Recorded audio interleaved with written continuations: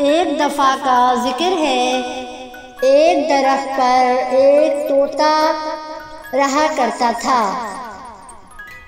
एक दिन खाने की तलाश में तोता वहाँ से चला गया और काफ़ी दिनों तक अपने घोंसले में नहीं आया। कबूतर ने तोते का खाली घोंसला देखा तो वहीं रहने लगा। चंद दिनों के बाद जब तोता अपने घोंसले में आया तो उसने वहाँ एक कबूतर देखा और घोंसला छोड़ने के लिए कबूतर से लड़ना शुरू कर दिया और कबूतर को घोंसला छोड़ने के लिए कहा। इसी तरह उन दोनों के दरमियान लड़ाई झगड़ा शुरू हो गया।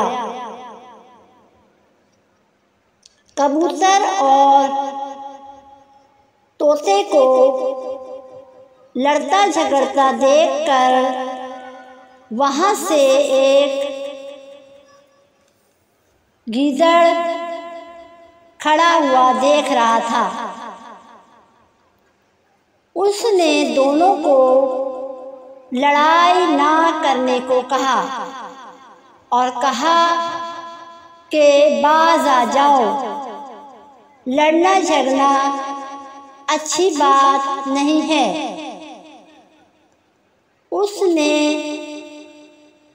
उन दोनों को लड़ने झगड़ने से मना किया और कहा कि मेरे पास आओ, वो मुआहदा कर लेगा।